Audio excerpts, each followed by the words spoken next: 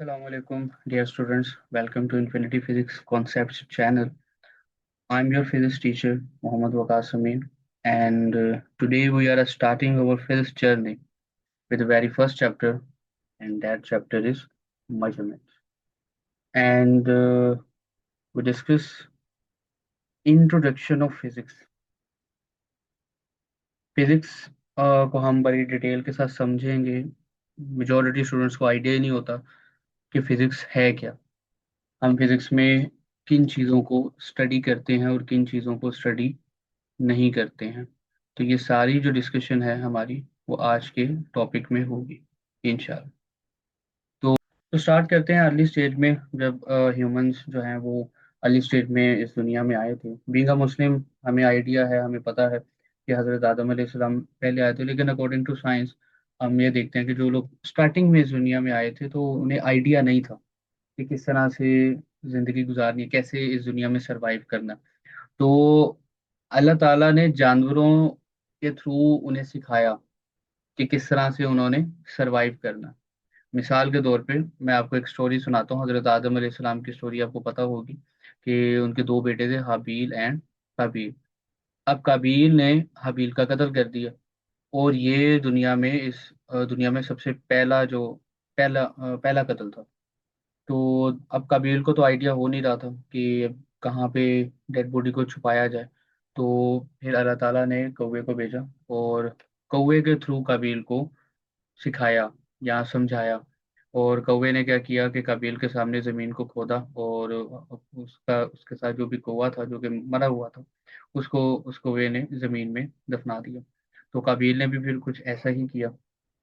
और यहाँ से फिर एक रवायत चली कि मुस्लिम और मुसलमान जो है वो दफना देते हैं कोई भी अगर डेथ होती है किसी की भी। खैर, तो इसी तरह जानवरों के थ्रू हमें सिखाया गया। अब इंसानों को, जो अर्ली स्टेज में जो लोग आए थे, उन्हें भूख लगी तो उन्होंने देखा कि जानवर जानवर को खा रहा है, तो उन्होंने कहा चलो हम भी खा के देखते हैं। उन्होंने जानवरों का शिकार किया और खाया। उनके यानी कि भूख खत्म हो गई उनको, तो उनकी भूख खत्म हो गई तो उन्हें समझ आ गई कि अच्छा अगर भूख लगे तो फिर ये काम करना है। फिर उन्होंने ऑब्जर्व किया कि कुछ ऐसे जानवर भी हैं जो प्लांट्स कंज्यूम करते हैं, तो उन्होंने भी प्लांट्स कंज्यूम करना स्टार्ट कर दिया। अब इससे हुआ क्या कि कुछ ऐसे प्लांट्स हैं जिनको खाकर उनका पेट खराब हो गया। तो उन्होंने अब ये जो उनके बड़े थे उन्होंने इस चीज़ को नोट डाउन कर लिया कि ये प्लांट्स नहीं खाने। और अब ये इनका नॉलेज है, नॉलेज गेन करते जा रहे हैं ये। इसी तरह लोगों ने शिकार करना स्टार्ट कर दिया जानवरों को देखकर, और सरवाइव करना सीखने लग गए। तो उन्होंने देखा, एक और ऑब्जर्वेशन की, उन्होंने देखा कि पानी में एक लकड़ी का जो पीस ऑफ वुड है वो फ्लोट कर रहा है। तो उन्होंने कहा चलो हम एक बड़ा लकड़ी का पीस बना के देखते हैं। और फिर बोर्ड बना ली उन्होंने, यानी पहले ऑब्जर्वेशन की, उसके बाद और एक बड़ा सा पीस ऑफ वुड लिया और उसको एक ऐसी शेप में कन्वर्ट कर दिया जिसमें वो ट्रैवल कर सके। इस तरह से बोट बना ली उन्होंने। इसी तरह उन्होंने देखा, मछलियों को देखा कि मछलियां स्विम करती हैं। उन्होंने कहा चलो हम भी करके देखते हैं, तैरना सीख लिया उन्होंने। फिर उन्होंने देखा कि परिंदे हवा में उड़ते हैं, चलो हम भी उड़ के देखते हैं। उन्होंने उड़ना सीख लिया, एरोप्लेन बना लिए। और इसके अलावा आप देखें कि और भी काफी ऑब्जर्वेशन उन्होंने की नेचर को लेके। और इसके अलावा भी उन्होंने कई ऑब्जर्वेशन की। फॉर एग्जांपल कि उन्होंने ऑब्जर्व किया कि सन जो है उसमें से जो लाइट निकलती है वो हीट प्रोड्यूस करती है। तो वहां से उन्हें आइडिया हो गया कि सन लाइट जो है वो हीट प्रोड्यूस करेगी, और अगर ज्यादा धूप में खड़े होंगे तो आप क्या हो जाएंगे, काले हो जाएंगे आप। तो ये जितना भी नॉलेज जो है इसको हम कहते हैं नेचुरल फिलोसफी कहते हैं। यानी nature of study is called natural philosophy. Study of nature, nature का जितना भी नॉलेज होगा उसे हम कहेंगे नेचुरल फिलोसफी। और हिस्ट्री में जिन लोगों के पास ये नेचर का नॉलेज होता था उसे आप कहते हैं फिलोसफर। और हिस्ट्री में पास में काफी फेमस फिलोसफर गुजरे हैं, जिनमें सबसे पहला नाम आता है एरिस्टोटल का। एरिस्टोटल जो है वो एक ग्रीक फिलोसोफर था। आपको शायद नाम सुना होगा आपने एरिस्टोटल का। इसके अलावा सुकरात, सुकरात भी एक बहुत फेमस फिलोसोफर था। तो इसको फादर ऑफ वेस्टर्न फिलोसफी भी कहते हैं। फिर इसी का एक स्टूडेंट था प्लाटो, ये भी एक ग्रीक फिलोसोफर था। तो ये कुछ फेमस फिलोसोफर है, इनके पास नेचर की स्टडी होती थी। लेकिन टाइम गुजरता गया, टाइम के साथ साथ नॉलेज ज़्यादा होता चला गया, और आगे चलकर इस नेचुरल फिलोसफी को एक नया नाम दिया, और उसको कहते हैं साइंस। साइंस जो है ये साइंटिया से निकला है, और साइंटिया जो है वो एक Latin word, this word comes from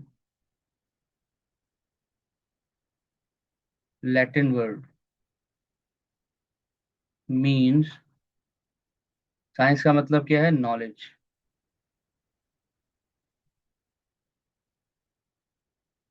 Latin word है, और इसका मीनिंग बनता है नॉलेज। अब साइंस में होता गया, ये साइंस जो है बेसिकली सिस्टमेटिक स्टडी है, systematic study of nature on the basis of experiment, observation and evidence, logical evidence. Systematic, systematic study of nature on the basis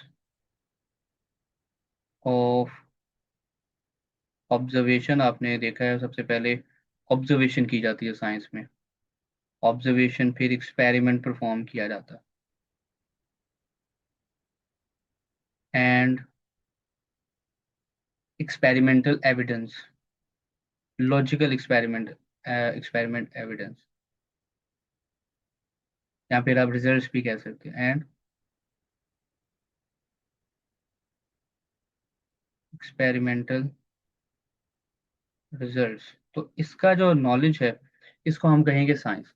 अभी जितने भी मैंने आपको एग्जांपल दी जिनमें ह्यूमंस ने सबसे पहले ऑब्जर्वेशन की थी, उन्होंने जानवरों को ऑब्जर्व किया कि वो शिकार करते हैं, फिर उन्होंने खुद एक्सपेरिमेंट किया, फिर उन्होंने एक्सपेरिमेंट करने के बाद उन्होंने ये चीज़ सीखी कि क्या चीज़ खानी चाहिए, क्या चीज़ नहीं खानी चाहिए। मतलब जो चीज़ खा के उनका पेट खराब होता था, वो उनको उन प्रोडक्ट्स को उन्होंने अवॉइड किया, और जिनसे उनकी हेल्थ ज़्यादा अच्छी होती थी। फील तो हो ही जाता है ना, आप कोई चीज़ कंज्यूम करें तो आपकी बॉडी आपको बता देती है कि ये चीज़ अच्छी है या बुरी है। तो यहाँ से साइंस जो है ना, फिर आगे जैसे जैसे टाइम गुजरता गया, साइंस का नॉलेज ज़्यादा होता चला गया, और एक पर्सन के लिए ये मुश्किल हो गया कि सारा नॉलेज याद रखे। तो फिर वहाँ पर साइंस की दो ब्रांचेस बना दी, एक बायोलॉजिकल साइंस और एक फिजिकल साइंस। बायोलॉजिकल साइंस में आप लिविंग थिंग्स को स्टडी करते हैं। किसको स्टडी करते हैं जी? लिविंग थिंग्स को आप स्टडी करते हैं। तो we study the we study the living things. Living things मतलब हर वो चीज जिनमें जिंदगी पाई जाती है, जिनमें जान है। और फिर फर्दर इनकी भी सब डिवीजन की गई, और ये सब्जेक्ट्स तो आपने पढ़े होंगे। एक बायोलॉजी, बायोलॉजी में आप लिविंग थिंग्स को ही स्टडी करते हैं। फिर मजीद जब ज़्यादा नॉलेज हुआ तो फिर हमने अलग कैटेगरीज कर ली, जैसे बोटनी, आप बायोलॉजी में भी अपने ब्रांचेस पढ़ी होंगी। तो वो भी इसी बेसिस पे, जैसे जहाँ वो ब्रांच जिसमें हम प्लांट्स को स्टडी करते हैं स्पेसिफिकली, तो उसको कहते हैं बोटनी। क्या कहते हैं? बोटनी। और फिर जिनमें एनिमल्स को स्टडी किया जाता है उसको हम कहें जूलॉजी। बिल्कुल इसी तरह वो नॉलेज जो कि नॉन लिविंग थिंग्स पे बेस करता है, जिसमें हम नॉन लिविंग थिंग्स को स्टडी करते हैं, उस साइंस को नाम दिया गया physical science. Study of non physical things. और इनमें सबसे फर्स्ट जो ब्रांच है साइंस की, फिजिकल साइंस की, उसे हम कहेंगे फिजिक्स। फिर आ जाती है केमिस्ट्री, और फिर आप जियोलॉजी भी कह सकते हैं, फिर एस्ट्रोनॉमी।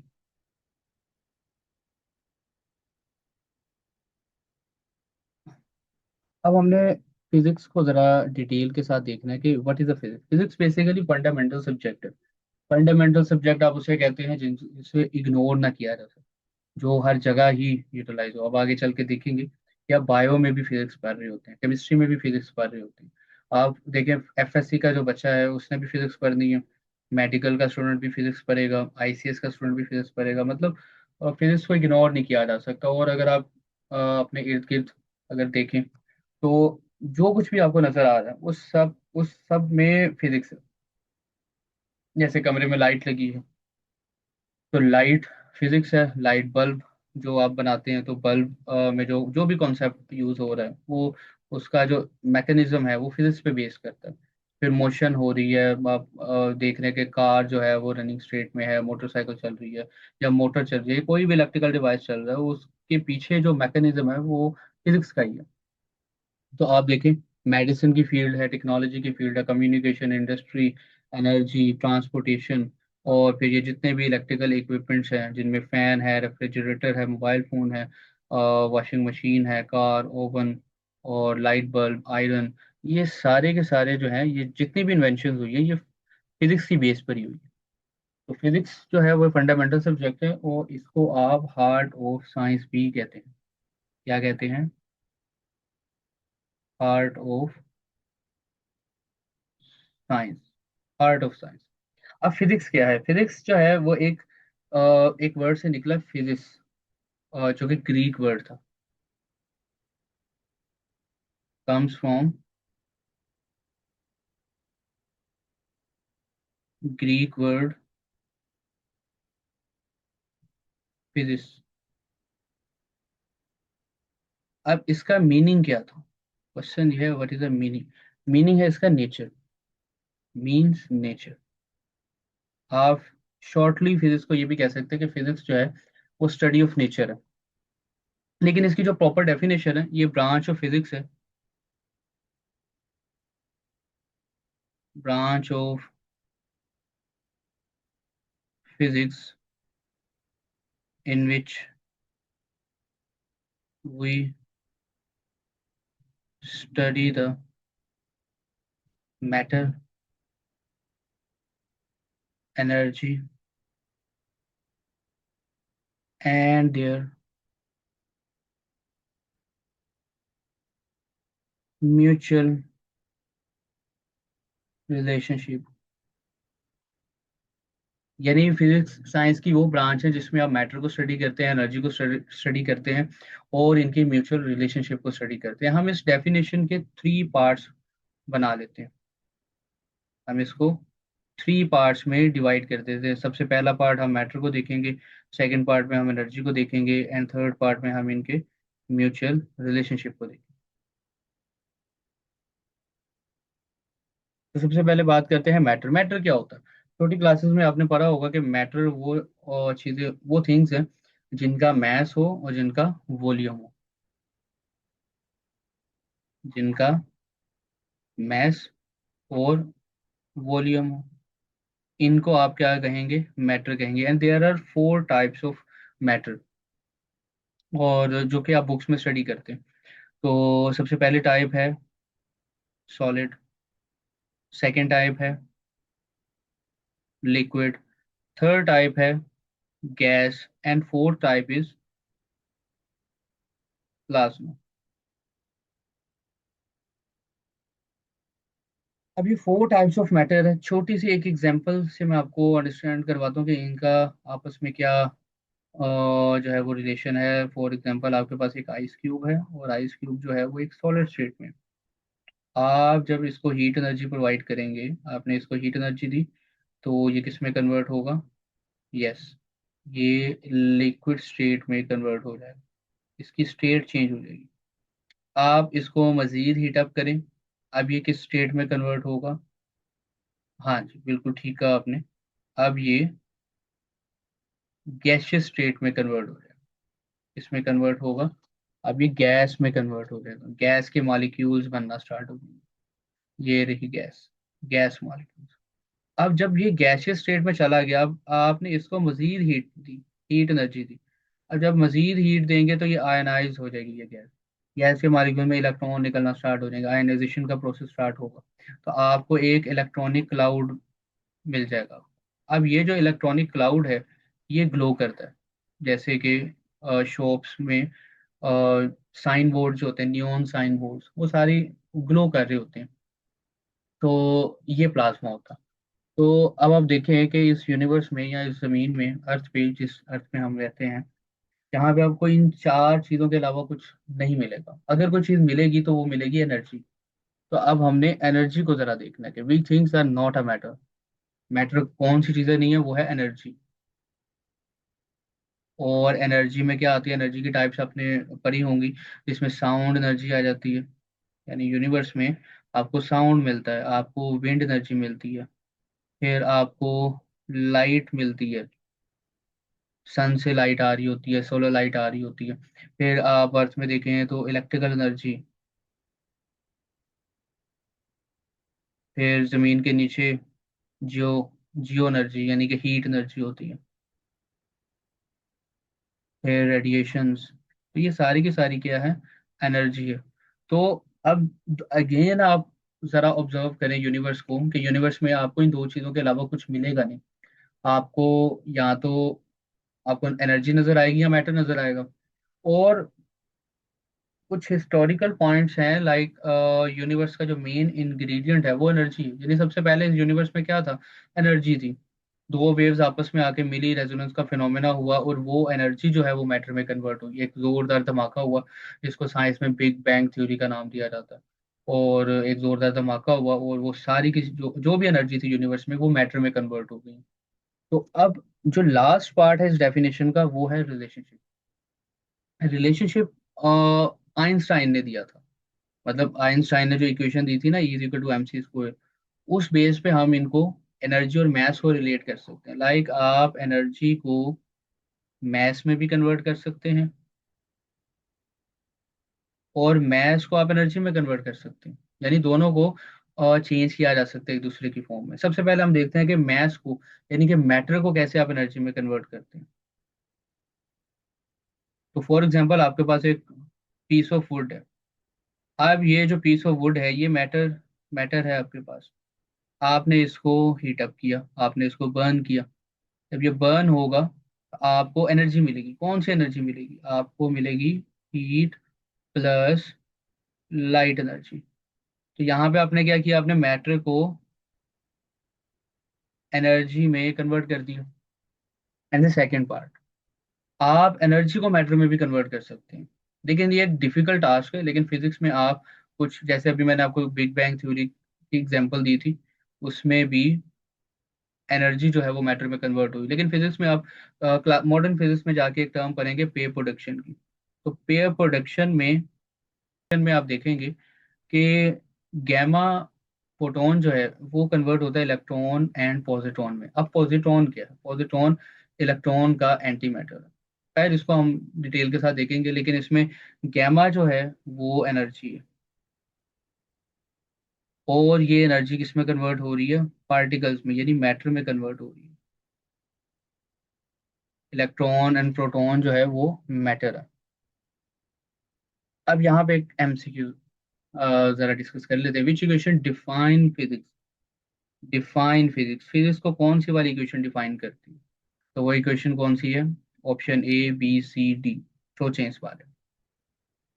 हाँ जी, जो फिजिक्स को डिफाइन करती है वो इक्वेशन ए है, E is equal to MC square. यानी डेफिनेशन में एनर्जी और मैथ का जिक्र था, तो यहाँ पे भी E is equal to MC square. लेकिन अगर मैं डिफाइन की जगह डिस्क्राइब कर दूं, तो अब कौन सा ऑप्शन राइट होगा, A B C D, yes, all of these. यानी ये सारी की सारी जितनी भी फिजिक्स में आप इक्वेशन पढ़ेंगे, हर इक्वेशन कोई ना कोई फिजिकल फिनोमेना, फिजिक्स का कोई कोई फिनोमेना डिस्क्राइब कर रहा होगा। तो इसमें ये सारी इक्वेशन है। आगे फिजिक्स, फिजिक्स को आगे टू पार्ट्स में अगर आप डिवाइड करें, तो प्योर ब्रांचेस भी इसकी बनती हैं, ओवरलैपिंग ब्रांचेस भी बनती है। और प्योर ब्रांचेस में आपका ऑप्टिक्स आ जाती है आपकी, जिसमें आप प्योर फिजिक्स को डील करते हैं। ऑप्टिक्स हैं, मैकेनिक्स हैं, थर्मोडायनेमिक्स हैं।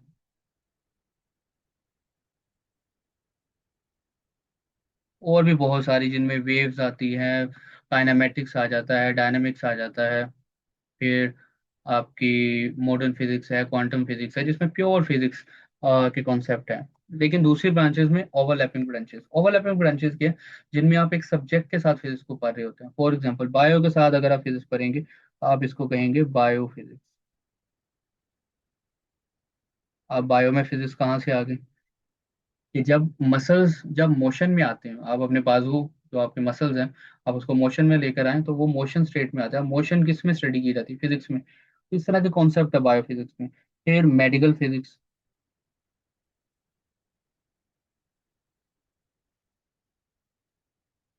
फिर इसमें फिजिकल केमिस्ट्री, यानी केमिस्ट्री में भी आप फिजिक्स के कुछ कॉन्सेप्ट पढ़ेंगे, और उस सब्जेक्ट केमिस्ट्री की उस ब्रांच को आप फिजिकल केमिस्ट्री कहते हैं। अब इसके बाद आ जाते हैं फ्रंटियर्स ऑफ फिजिक्स। फ्रंटियर्स क्या होते हैं? अब ये इमेजिन कर लें फिजिक्स के पार्ट्स, यानी स्टूडेंट, जो फिजिक्स के जो स्टूडेंट्स होते हैं ना, वो कहाँ कहाँ पे रिसर्च कर सकते हैं। तो उन रिसर्च को तीन कैटेगरीज में डिफाइन कैटेगराइज कर दिया, थ्री पार्ट्स में कैटेगराइज कर दिए। तो there are three frontiers of physics. There are three frontiers of physics. सबसे पहला फ्रंटियर जो है वो study of extremely large object, जिनमें आप बहुत लार्ज ऑब्जेक्ट्स को स्टडी करेंगे। स्टडी ऑफ यूनिवर्स, जितने प्लैनेट्स हैं आप उनको स्टडी करेंगे। स्टडी ऑफ यूनिवर्स आप कह सकते हैं। Study of universe. फिर big bang, big bang theory, वो भी आप इसी में। फिर आप इसमें प्लैनेट्स को डिस्कस करेंगे, जितने स्टार्स हैं, प्लैनेट्स, स्टार्स। और फिर इनको स्टडी करने के लिए जो आप टेलीस्कोप यूज करते हैं, रेडियो टेलीस्कोप, वो सारा सब कुछ जो है ना वो इसी में आ जाएगा, इसी फील्ड में आ जाएगा, रिसर्च की फील्ड में आ जाएगा। फिर सेकंड जो फ्रंटियर्स हैं वो study of extremely small objects, जिसमें सब एटॉमिक पार्टिकल्स आ जाते हैं। स्टडी ऑफ सब atomic particles.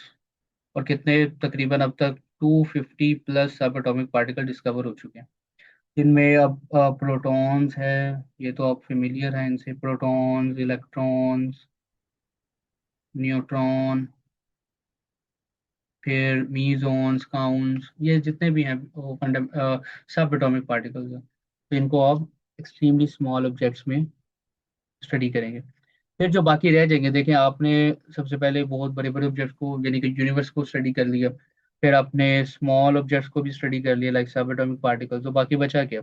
Middle size object बचे। अब ये मिडिल साइज ऑब्जेक्ट्स को आप कॉम्प्लेक्स ऑब्जेक्ट्स भी कहते हैं। क्या कहते हैं? Complex objects. और इनका साइज कहाँ से लेके कहाँ तक होता है?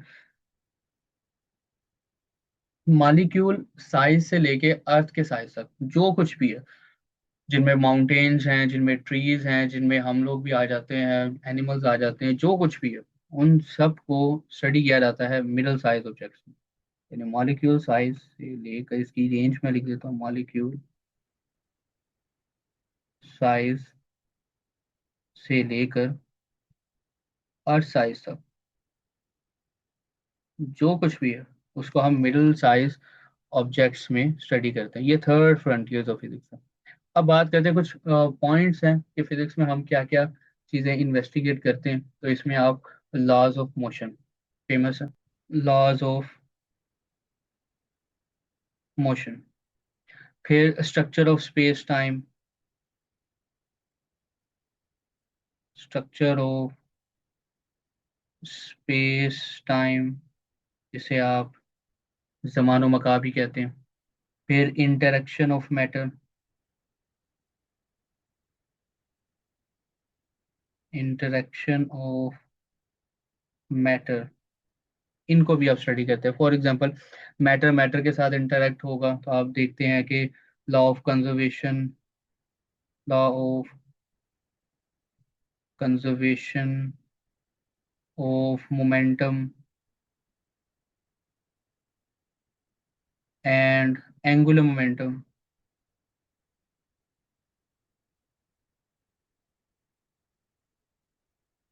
Are conserve,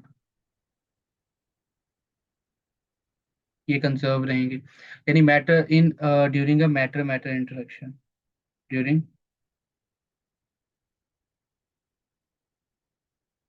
matter matter interaction, जब दो मैटर्स एक दूसरे के साथ इंटरेक्ट करेंगे तो हम पढ़ेंगे इनको कि law of conservation momentum and angular momentum conserve रहते हैं।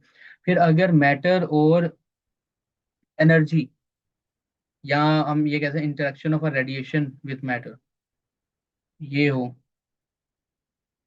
इंटरेक्शन ऑफ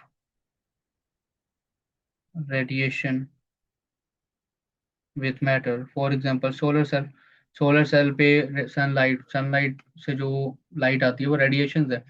जब रेडिएशंस मैटर के साथ इंटरेक्ट करती हैं, सोलर सेल्स के साथ इंटरेक्ट करती हैं, तो फिर क्या होता है, वो भी हम फिजिक्स में डिस्कस करते हैं। फिर last but not the least, different type of forces,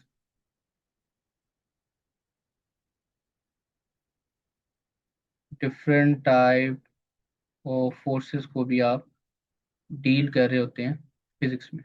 तो आज का लेक्चर हम यहाँ तक ही रखते हैं। तो इंशाल्लाह नेक्स्ट लेक्चर में आपसे मुलाकात होगी। आई होप कि लेक्चर आपको समझ आ गया होगा। और अगर आपको ये लेक्चर वाकई में पसंद आया तो आप इसको बाकी स्टूडेंट्स के साथ भी शेयर करें। ये मैंने न्यू सिलेबस के साथ जो न्यू बुक्स आई हैं उनके अकॉर्डिंग ये लेक्चर सीरीज स्टार्ट होंगी। और अगर आपका फीडबैक अच्छा होगा तो डेफिनेटली मुझे भी मोटिवेशन मिलेगी और मैं और भी वीडियोस बनाऊंगा। और इसके बाद फिर मैंने एम डी कैट की भी सीरीज एक बनानी है मैंने, तो इंशाल्लाह। तब तक के लिए अल्लाह हाफिज़।